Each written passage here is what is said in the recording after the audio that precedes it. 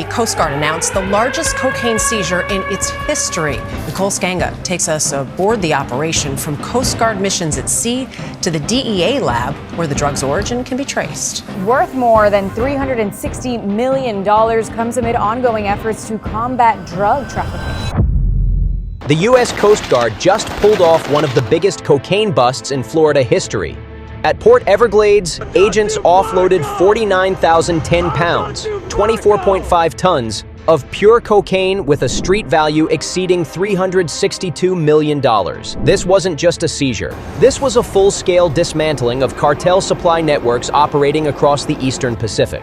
The crew of the Coast Guard Cutter Stone executed 15 separate interdictions over several months, tracking down smuggling vessels one by one and ripping apart the pipeline that feeds American streets with Colombian poison. Every ton seized was a blow to the cartels.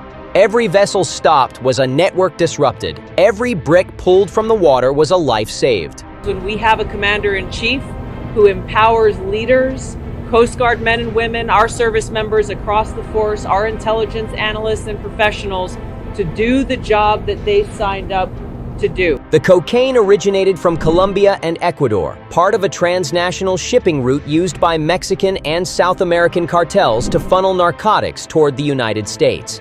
The seizures occurred under Operation Pacific Viper, an intensified maritime campaign designed to hunt down and destroy narco-terrorist organizations and transnational criminal cartels trying to move their cargo north through the Pacific corridor. These organizations aren't small-time drug runners. They're militarized empires controlling billions in revenue, bribing governments, and executing rivals without hesitation. They move product by the ton because they operate like corporations. Supply chains, distribution networks, and enforcers ready to kill to protect the flow. But Operation Pacific Viper targeted them at their weakest point, the ocean crossing where there's nowhere to hide. Over several months, the Cutter Stone's crew worked alongside U.S. Southern Command's Joint Interagency Task Force South, hunting vessels loaded with cocaine across thousands of miles of open water. Using helicopter interdiction teams and rapid boarding units, they executed 15 separate interdictions, each resulting in multi-ton cocaine hauls seized before they could reach American shores. This played out like a naval chess match, said Vice Admiral Nathan Moore. We tracked, intercepted, and captured one vessel after another across thousands of miles. Every interdiction required perfect coordination. Intelligence analysts identified targets. Helicopters tracked movements. Boarding teams executed high-speed intercepts in dangerous waters. One mistake and the smugglers vanish into the Pacific night. One delay and tons of cocaine flood Miami, Houston, and Los Angeles. But the Coast Guard didn't miss. They hit every target and dismantled the network from its roots. The offload at Port Everglades marked the largest cocaine seizure ever recorded by a single Coast Guard cutter in one patrol. Containers stacked across the dock were filled with sealed bales of pure cocaine, each brick stamped with cartel insignias representing different factions fighting for access to U.S. drug markets. Officials confirmed that 80% of all drugs bound for the United States travel by sea, which makes maritime interdiction the front line in the war against the cartels. The ocean is the cartels' highway because it's vast, dark, and difficult to patrol. They use semi-submersible narco subs that ride just below the surface to avoid radar. They use go-fast boats with engines powerful enough to outrun most Coast Guard vessels. They hide cocaine inside fishing boats, cargo containers, and private yachts.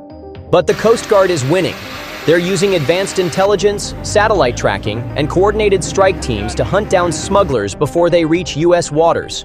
And Operation Pacific Viper just proved it works. The seized cocaine is tied to major South American trafficking syndicates, including supply chains used by the Sinaloa cartel and Colombian paramilitary groups. Intelligence officials say the cartels rely heavily on semi-submersible narco subs, go-fast boats, and disguised fishing vessels to evade detection.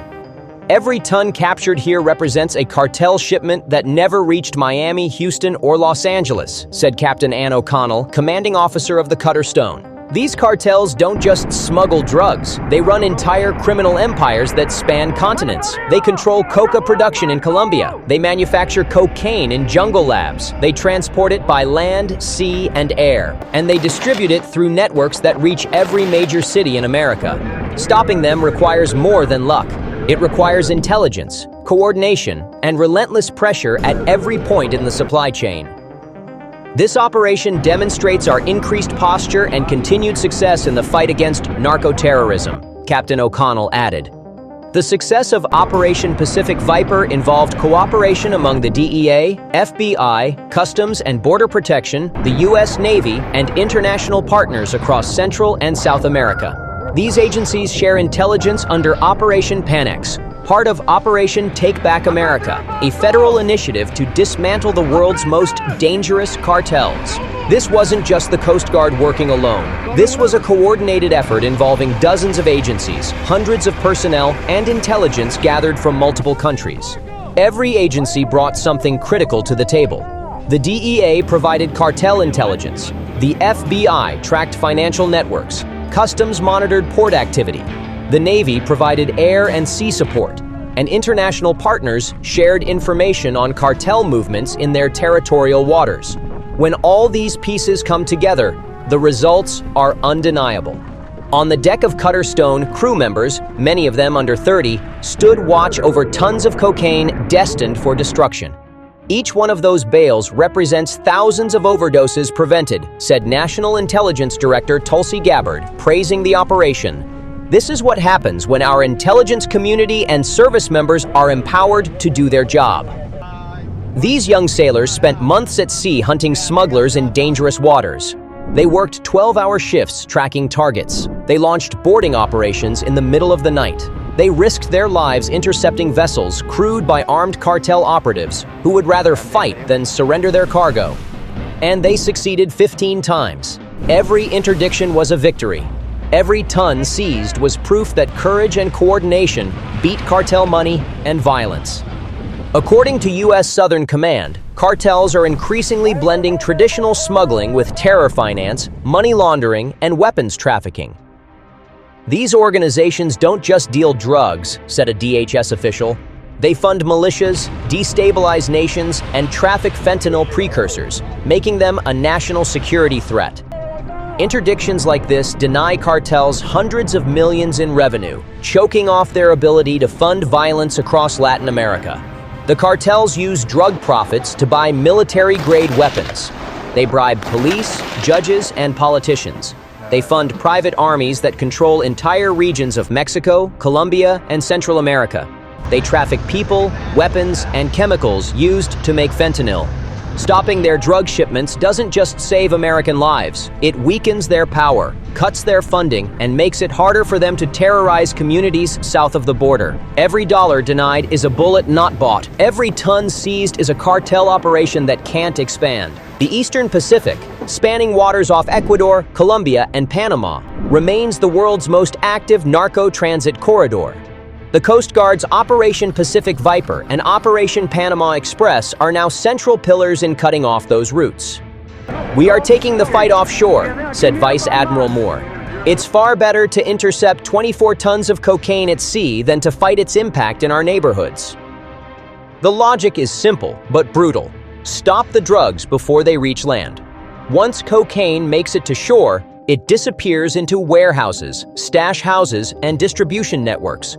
It gets broken down into smaller loads. It moves through cities in cars, trucks, and backpacks. It reaches dealers who sell it on street corners, in clubs, and through encrypted apps. But at sea, there's nowhere to hide. There's no escape route. There's no backup. When the Coast Guard spots a smuggling vessel in international waters, the cartels have two choices: surrender or run, and running rarely works. The tactics used during Operation Pacific Viper represent the evolution of modern maritime interdiction. Coast Guard cutters patrol known trafficking routes using intelligence from satellite surveillance, informants, and electronic monitoring to identify suspicious vessels. Once a target is identified, helicopters launch from the cutter to track the vessel from above. Fast response boats are deployed with armed boarding teams ready to intercept. The helicopter crew uses loudspeakers to order the smugglers to stop. If they refuse, warning shots are fired. If they still refuse, the boarding team moves in. These operations happen in rough seas, at night, with smugglers sometimes throwing bales of cocaine overboard to destroy evidence or lighten their load for escape. But the Coast Guard crews are trained for this. They've done it hundreds of times, and in Operation Pacific Viper, they executed 15 perfect interdictions without losing a single target. The semi-submersible narco subs used by cartels are some of the most sophisticated smuggling tools ever built. These vessels are custom-made in jungle shipyards along the coasts of Colombia and Ecuador. They're constructed from fiberglass and wood painted dark blue or gray to blend with the ocean. They sit low in the water with only a small conning tower visible above the surface, making them nearly impossible to detect with radar. They're powered by diesel engines and can carry up to 5 tons of cocaine per trip. The crew, usually 3 or 4 men, navigate using GPS and travel at night to avoid detection. They don't surface until they're close to their destination. These subs are designed to be disposable. Once the cargo is offloaded, the crew scuttles the vessel and it sinks to the ocean floor. But the Coast Guard has learned to spot them. Helicopter crews look for the wake they create. Patrol boats use infrared cameras to detect heat signatures from the engines. And when they find one, they move fast because narco subs can dive or sink themselves within minutes. Go-fast boats are the other primary smuggling tool, and they're exactly what they sound like. These are high-speed boats powered by multiple outboard engines capable of reaching speeds over 60 miles per hour. They're loaded with cocaine and crewed by drivers willing to risk their lives outrunning the Coast Guard. When spotted, they push their engines to the limit, racing through waves and cutting sharp turns to evade pursuit. But Coast Guard helicopters can keep pace from above, and the Cutterstone's fast response boats are built for interception. During several of the 15 interdictions in Operation Pacific Viper, boarding teams pursued go-fast boats for miles before forcing them to stop. In some cases, smugglers threw bales of cocaine overboard while fleeing, preferring to lose the cargo rather than get caught with it. But the Coast Guard recovered the drugs anyway, using coordinates and GPS tracking to retrieve floating bales from the water. 49,010 pounds, $362 million, 15 interdictions, 1 historic mission. The Coast Guard says this offload represents more than just a record. It's a warning to every cartel and criminal syndicate operating across the Pacific. The message is clear, said Captain O'Connell. You can run your ships in the dark, you can hide your cargo under the waves, but we will find you, and your empire will end at sea. Those aren't empty words. They're a promise backed by months of relentless operations, advanced technology, and crews willing to patrol some of the most dangerous waters in the world. The cartels thought the Pacific was their safe highway. They thought the vastness of the ocean would protect them. They were wrong.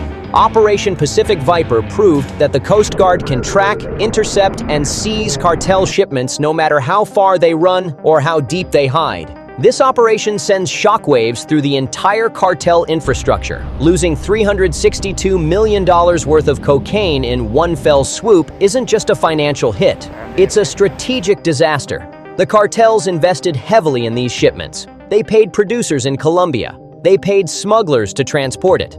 They paid enforcers to protect it. They coordinated timing, routes, and contacts in the United States ready to receive and distribute the drugs. All of that planning, all that investment, all those connections, gone. Seized at sea before a single brick reached American soil. And it's not just the money, it's the message it sends to everyone in the cartel network. If 15 shipments can be intercepted in one operation, how many more are at risk? How many other routes are being watched? How many other vessels are being tracked right now? The uncertainty is a weapon. It forces the cartels to second-guess every move, change routes, and burn resources trying to avoid detection. But the fight is far from over. The cartels adapt. When one route gets shut down, they open another. When one smuggling method fails, they develop new ones. The Eastern Pacific remains the world's most active narco-transit corridor because geography favors the smugglers. Thousands of miles of coastline, dense jungle inland, corrupt officials willing to look the other way, limited law enforcement resources spread thin across multiple countries. The cartels exploit every gap, every weakness, every opportunity. They'll keep building narco subs. They'll keep sending go-fast boats. They'll keep moving cocaine because the profit margin is too massive to ignore. A kilo of cocaine costs a few $1,000s to produce in Colombia. By the time it reaches the streets of Miami or Los Angeles, that same kilo sells for $30,000 or more. The markup is insane, and as long as Americans keep buying, the cartels will keep supplying. That's why operations like Pacific Viper matter so much. They don't just stop drugs, they save lives. Every ton of cocaine seized is thousands of overdoses prevented. It's families that stay together. It's kids who don't grow up with addicted parents. It's neighborhoods that don't turn into open-air drug markets. It's emergency rooms that don't fill up with overdose victims. It's fewer crimes committed by addicts desperate for their next fix. The ripple effect of stopping 24.5 tons of cocaine is impossible to measure, but it's real, and the men and women of the Coast Guard know it. They don't patrol the Pacific for glory. They do it because they understand what's at stake. They understand that every interdiction matters. Every seizure counts. Every vessel stopped is a victory in a war that won't end anytime soon. The cartels will regroup. They'll send more shipments. They'll try new routes and new tactics. But the Coast Guard will be waiting. Operation Pacific Viper isn't the end. It's a warning shot. It's proof that maritime interdiction works. It's a message that the United States is serious about taking the fight offshore and crushing cartel operations before they reach American soil. You can run your ships in the dark, you can hide your cargo under the waves, but we will find you, and your empire will end at sea. That's not a threat, that's a fact. And $362 million worth of seized cocaine sitting on the dock at Port Everglades is all the proof anyone needs.